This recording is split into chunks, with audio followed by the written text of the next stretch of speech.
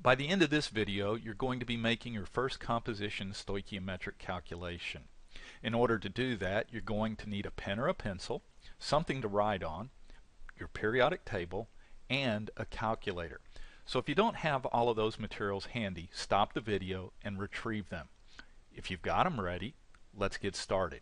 The first thing we need to do before we can make any of these composition stoichiometric calculations is to again review some basic terminology.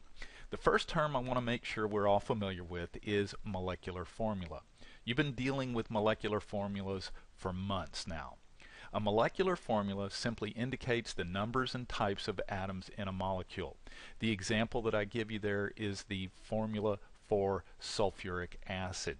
What can we learn from that formula? Well, sulfuric acid contains three distinct elements, hydrogen, sulfur, and oxygen.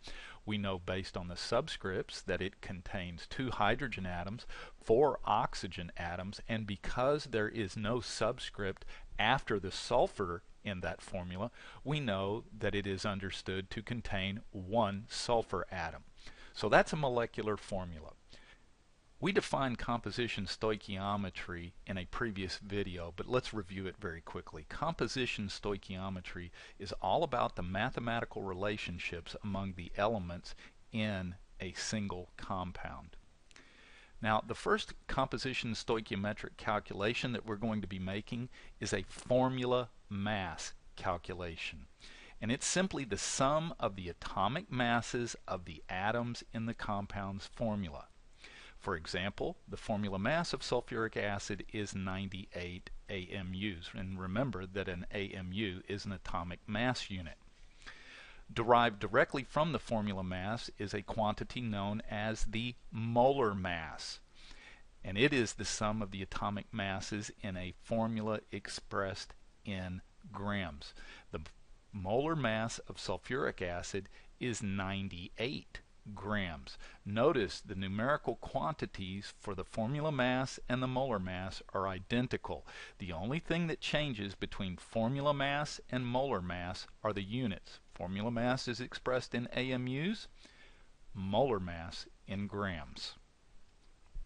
A few minutes ago we stated that the formula mass of sulfuric acid was 98 AMUs. Let's see how we got that. The first thing you'll have to do in most of these problems is write me a formula for the compound in question. Okay? And in most scenarios, I'm not going to give you that formula because I want you to continue to practice writing formulas based on your memory, your ability to use the handout of common oxidation numbers, your rules for naming acids or molecular compounds, but I want you to stay sharp on writing chemical formula. Next, after we've written the formula, we can clearly see that sulfuric acid contains 3 elements, hydrogen, sulfur, and oxygen. If we go to the periodic table, we locate hydrogen, we determine that its mass is 1 AMU. Okay? How many times does hydrogen appear in this compound? It appears twice. So I'm going to multiply that by 2. Okay? And that obviously gives me 2 AMUs. Please notice that I'm using the Greek letter mu. It's spelled mu. It's pronounced mu, just like what a cow would do. And I'm using that to abbreviate AMU, atomic mass units. If I go to the periodic table, I locate sulfur, element number 16. I determine that it has a mass of 32 AMUs. It appears in the compound 1 time. Okay, so I multiply it by once. Sulfur contributes 32 AMUs to this compound. Lastly, oxygen, which is element number 8 on the periodic table, it's got a mass of 16 AMUs. And it appears in this compound 4 times. So I'm going to multiply it by 4, and that'll give me a total of 64 AMUs contributed by oxygen.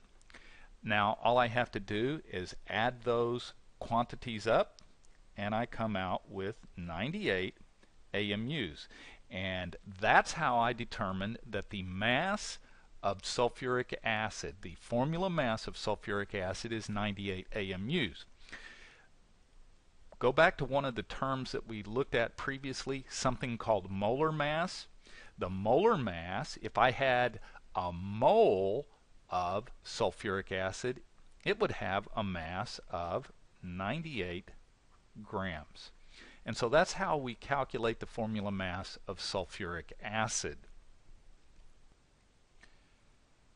Here's a second sample problem. And by the way, in this class, anytime you see the term sample associated with a problem, that's going to indicate that I work it with you.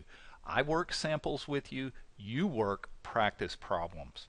It says calculate the formula mass of ammonium sulfate. I've gone ahead, gotten a jump start here, and I've written my formula for ammonium sulfate. Ammonium sulfate contains nitrogen, it contains hydrogen, it contains sulfur, and it contains oxygen. And first thing we'll do is work with nitrogen. Nitrogen is element number 7 on the periodic table. It has a mass of 14, and 14 AMUs, that is. Now, how many times does nitrogen appear in this compound? Well, inside the parentheses there's no subscript, but outside those parentheses there's a 2. So the truth is nitrogen appears 2 times in this compound. So its contribution is 28 AMUs. Hydrogen, you may recall from our previous sample problem that hydrogen has a mass of 1 AMU. How many times does it appear? Well, it's 4 times in parentheses times 2, so hydrogen appears 8 times in this compound. Sulfur, well, we had sulfur in the previous sample item as well. Sulfur's atomic mass is 32 AMUs times 1, because it appears 1 time in the compound. So it contributes 32 AMUs. And lastly, oxygen, which was also in our previous sample problem. 16 AMUs times 4, based on its subscript, 64 AMUs. All that remains now is for me to add these together, and when I do that I get 132 AMUs. That's the formula mass for ammonium sulfate. Be advised, 132 AMUs, that's the mass of a single molecule, if you will, of ammonium sulfate.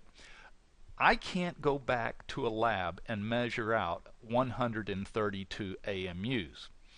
That's much too small a quantity for me to deal with. However, based on the concept of the mole, if I had Avogadro's number of ammonium sulfate molecules, if I had a mole of ammonium sulfate, if I had, you remember that incredibly large number, 6.02 times 10 to the 23rd, if I had that many ammonium sulfate molecules, then I would have 132 grams of ammonium sulfate.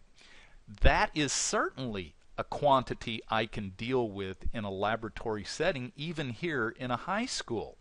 And that's how the concept of the mole allows us to move from the submicroscopic world of atoms and molecules to the macroscopic world of grams. What you see on this page are 3 practice problems. In this classroom, practice problems are done by students. I do sample problems with you. You do practice problems for your own benefit. This page contains 3 formula mass calculations. You'll notice in red that I've given you the correct solution to each of these problems. Before you come to class tomorrow, work these problems. And that way, should you have any questions, you can ask them at the outset of our meeting together.